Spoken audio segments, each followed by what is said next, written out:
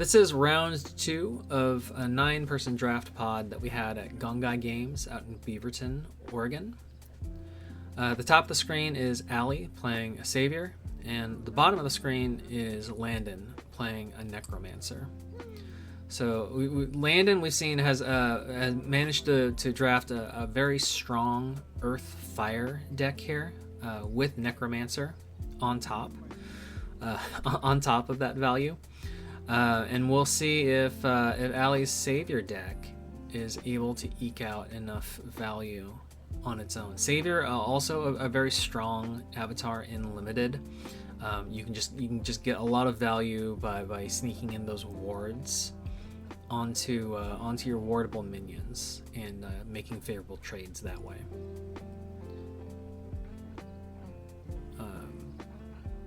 Turn 2, Plague Rat with a ward, positioned defensively on the back there, and choosing not to move the skeleton forward. Instead, just leaving it on the home site defensively, which I might have just taken the opportunity to move it forward. If Landon wants to trade a skeleton for a skeleton, that seems fine. Like, you're gonna lose the skeleton at some point anyways, and like you're not gonna win the skeleton attrition war with the Necromancer. They're just going to continue to pump those out. As we're seeing here, like, Landon is 3 skeletons for 3 turns.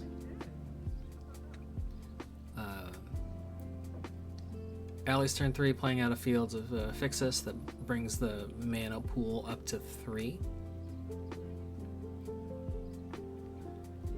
And weighing her options here, I would probably choose to attack the skeleton, just to remove the skeleton, like trade skeletons. I don't know if you're going to get a ton of value out of your own skeleton or not. Playing out a Desecrator Kite for 1 onto the fields, and then it looks like just passing turn. So end of turn, Desecrator Kite will strike and deal a point of damage to Allie, and then turn passes back here to Landon. Landon unfortunately has the desert in hand, so taps to play that out, removes the Desecrator Kite. So Allie unfortunately not able to get any value out of that Desecrator Kite.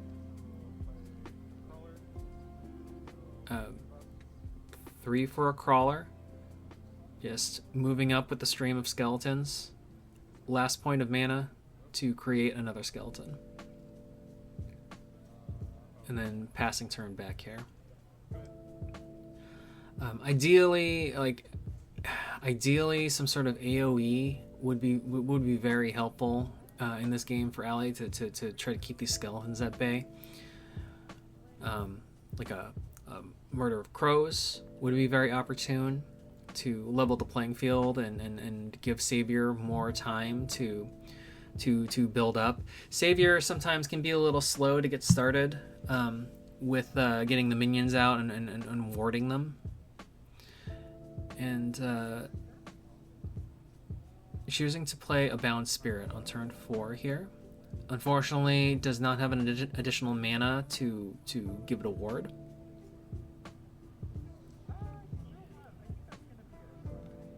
And that's it, passing turn. Still keeping the Plague Rat and keeping their own skeleton defensively on the home site before passing turn back to Landon. Landon, I think, tapped for a site. So we'll be stuck at 4 mana here on this turn. Looks like that's not going to be a problem for them, though. 3 mana for a berry to get rid of the the Bound Spirit, which is unfortunate for Allie. Attacking in with the skeletons, attacking in with the crawler. That's 6 points of damage total for that turn, which hurts. And again, having 1 point of mana left in the mana pool to create another skeleton. So just a ton of skeleton value on the board right now. And Allie really on the back foot here. Needs a way to stabilize the board. Getting the bound spirits removed, I think hurts a lot.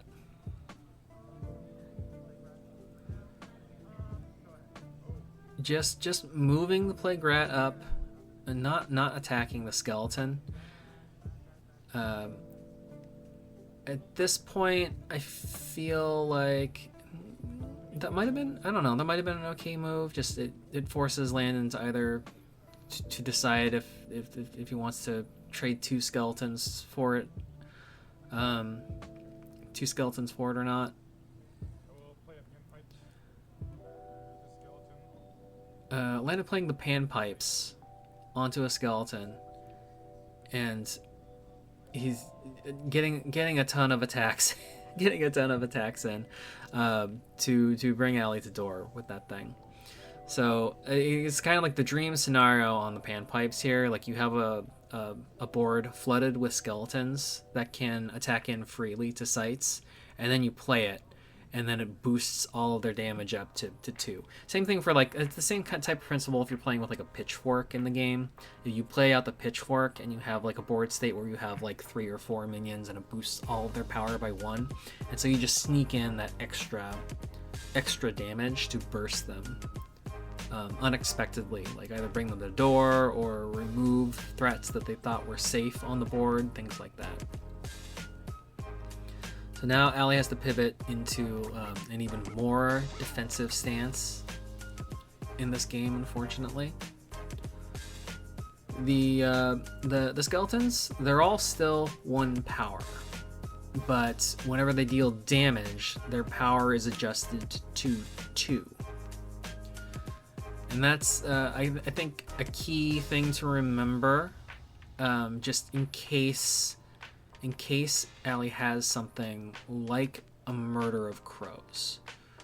And I only bring up Murder of Crows because it looks like she's running like a mono air deck at this point, and that's the only thing I can think of that would potentially get her out of the jam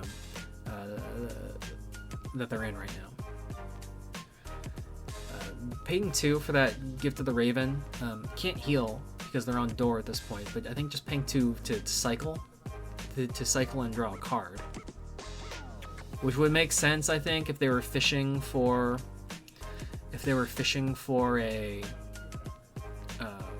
a Murder of Crows to try to clear out the skeletons on the field. Last two for Vampire Bats. Tapping to draw a sight.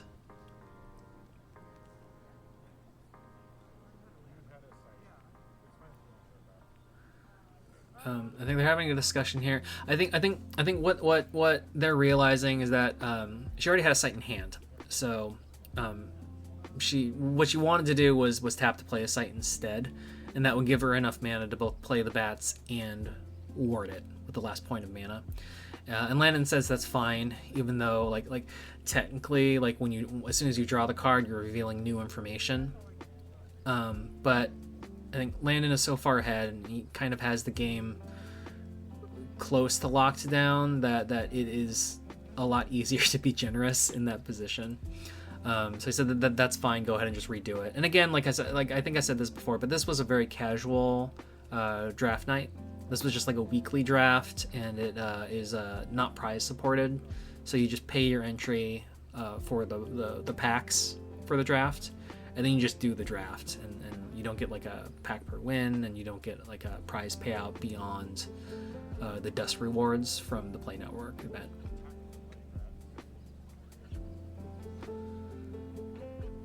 Looks like Landon taking care of those rats,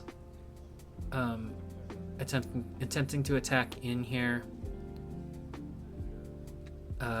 Technically, he should have lost, I think, those 2 skeletons in those defense in those defense trades.